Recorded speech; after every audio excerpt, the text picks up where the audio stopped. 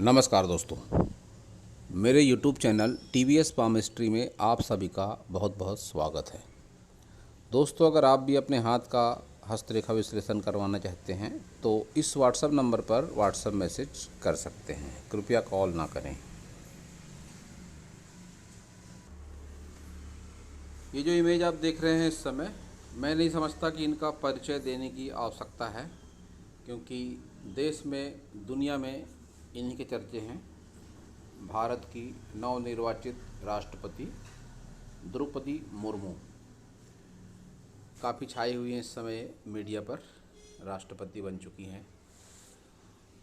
इनका अगर पिछला जीवन देखा जाए तो काफ़ी संघर्षों से भरा जीवन रहा इनका, और इनका बचपन भी बहुत ही विषम परिस्थितियों में गुजरा है। फिर भी इस मुकाम तक ये अगर आई हैं तो कुछ न कुछ तो इनके हाथ में ज़रूर होगा कि जो इस मुकाम तक आने के लिए सहायता हुई इन्हें। तो देखते हैं हस्तरेखा विज्ञान के अनुसार इनकी हस्तरेखाएं क्या क्या कहती हैं। जैसा कि आप देख रहे हैं, हैंड पिक काफ़ी हद तक क्लियर है, मेजर लाइनें भी स्पष्ट दिखाई दे रही हैं। तो एनालिसिस करेंगे इस हैंड का और देखेंगे कि क्या क्या इनके हाथ में हमें हस्तरेखा विज्ञान के हिसाब से देखने को मिलता है। तो सबसे पहले देखिए, ये एक स्क्वायर हैंड है। ऐसे हाथ वाले लोग बहुत जुझारू प्रवृत्ति के होते हैं, जीवन में संघर्ष ज़्यादा होता है, ऐसे लोगों के मेहनती होते हैं और आत्मविश्वास ऐसे लोगों में ज़्यादा होता है। इनकी जितनी भी फिंगरें हैं, सभी फिंगर, ये इनकी सफलता का प्रतीक है, क्योंकि फिंगरें सभी लंबाई में बहुत बढ़िया है। विशेषकर अगर आप देखेंगे इनकी बुध फिंगर जिस हिसाब से लंबाई लिए हुए है, इसको एक प्रबल भाग्य का प्रतीक माना जाता है। जब भी बुध फिंगर की लंबाई अच्छी हो जाए, ज़्यादा हो जाए, विशेषकर सन फिंगर के तीसरे पोर को भी क्रॉस कर जाए और यह फिंगर उसी तरह की है, तो फिर ऐसी स्थिति में ऐसे लोग आत्मविश्वास के धनी होते हैं। एक से अधिक भाषाओं की जानकारी होती है, भाषा शैली ऐसे लोगों की अच्छी होती है और व्यक्तित्व में आकर्षण भी ज़रूर होता है। दोस्तों, बहुत से लोग कमेंट कर सकते हैं या उनके दिमाग में आ सकता है कि व्यक्तित्व में आकर्षण वाली ऐसी कौन सी बात है। तो दोस्तों, व्यक्तित्व का मतलब हमेशा रंग रूप नहीं होता है।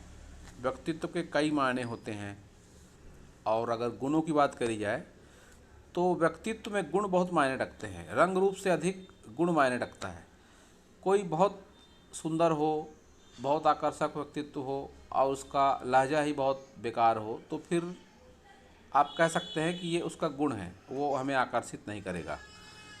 लेकिन इनके व्यक्तित्व के बारे में ऐसा मैंने सुना है, ऐसा पढ़ा भी है कि बहुत ही नम्र स्वभाव है इनका। तो ये भी एक इस फिंगर के कारण ये गुण आ जाता है कि बोलचाल की शैली जो होती है, जो बोलचाल की भाषा होती है, वह एक विनम्र हो जाती है, क्योंकि फिंगर सीधी भी है, स्ट्रेट फिंगर है। इनकी सन फिंगर अगर देखते हैं तो सन फिंगर की लंबाई के साथ मोटाई भी बहुत बढ़िया है, जो इनके व्यक्तित्व में हिम्मत, मेहनत, साहस और नेम फेम सब कुछ का इंडिकेशन कर रही है। इनकी सनी फिंगर, सैटर्न फिंगर की लंबाई के साथ मोटाई भी अच्छी है, तो इसमें भी कोई विशेष नकारात्मक गुण दिखाई नहीं पड़ रहे हैं। गुरु फिंगर की लंबाई अच्छी है, मोटाई भी अच्छी है, और इनके सभी फिंगरों पर अगर आप देखेंगे तो ये जो यौन आकृतियाँ दिखाई दे रही हैं, ये इनको स्पष्टवादी बना देती हैं। और यह विशेषकर जब थंब पर आ जाए तो फिर ऐसे लोगों को आत्मज्ञान भी होता है। छठी इंद्री भी ऐसे लोगों की एक्टिवेट होती है, और 40 के बाद में ऐसे लोगों के लाइफ में संघर्ष कम हो जाता है, रुपया पैसा अच्छा खासा आ जाता है, और ऐसे लोग सामने वाले के व्यक्तित्व को पूरी तरीके से समझ सकते हैं। ऐसा भी कह सकते हैं कि जैसे जैसे उम्र बढ़ती है तो फिर ये अंगूठे का योग, जिसको बुद्धा आई कहते हैं, ये एक्टिवेट होता है और जीवन में इसके अच्छे परिणाम होते हैं। संतान सुख वगैरह भी ऐसे लोगों के जीवन में अच्छा हो जाता है। ये शुक्र के गुणों को भी बढ़ा देता है। इस तरह का योग इनका अगर फर्स्ट फलंज देखेंगे आप, प्रथम पोर अंगूठे का, तो बढ़िया अच्छा चौड़ा है और नुकीला भी है, जो कि प्रखर बुद्धि और दृढ़ इच्छा शक्ति को बताता है। तर्क वाला भाग भी अच्छा है, कोई नकारात्मक चिन्ह इनके तर्क शक्ति वाले पोर पर दिखाई नहीं पड़ रहा है। तो इनके सभी माउंटों को अगर देखेंगे तो उस हिसाब से बहुत अच्छी क्लियर पिक ये नहीं है। फिर भी एक बात तो मैं कह सकता हूँ कि सभी माउंटों को स्पेस बहुत बढ़िया मिल रही है और इनके हाथ में एक एम का साइन भी है। सभी मेजर लाइनों को मिलाकर जब भी एम का साइन बनता है तो ऐसे लोग भाग्यशाली होते हैं, निश्चित रूप से भाग्यशाली हैं। सर्वोच्च पद का सम्मान मिला इनको, तो भाग्यशाली तो निश्चित रूप से है ही। ये यात्रा रेखाएं भी हैं इनके जीवन में, यात्राएं भी इन्होंने अच्छी खासी जरूर करी होंगी। इस मणिबंध रेखा को अगर देखेंगे तो इसको जाना जाता है स्वास्थ्य के लिए, तो ये एक स्वास्थ्य अनुकूल परिस्थिति नहीं है। और ये जो चंद्र पर्वत पर तिल दिखाई दे रहा है, ये भी स्वास्थ्य से संबंधित समस्या दे सकता है। चंद्र से संबंधित रोग की संभावना भी होती है ऐसे लोगों को। दूर से किसी व्यक्ति से हानि का संकेत भी होता है इस तरह का तिल, विशेषकर जब ये चंद्र पर्वत पर आ जाए। तो स्वास्थ्य से संबंधित समस्या इनको जीवन में आगे हो सकती है। ये कह सकता हूँ मैं इनकी मेजर लाइनों को भी देखकर और ये तिल को देखकर और ये मणिबंध की इस रेखा को देखकर। आप अगर इनके सभी मेजर लाइनों को देखेंगे तो इनकी लंबाई भी एक एवरेज लंबाई है सभी मेजर लाइनों की। तो जब लंबाई तीनों रेखाओं की एवरेज हो जाए तो ऐसी स्थिति में फिर ऐसा समझना चाहिए कि एक लाइफ भी व्यक्ति की एवरेज ही होती है। इनकी रिलेशनशिप लाइन को अगर देखेंगे तो वो भी निगेटिव होकर चलती हुई लाइन है। ये देखिए आप, ऐसा पढ़ा मैंने, ऐसा सुना कि इनके हस्बैंड की डेथ हो चुकी है।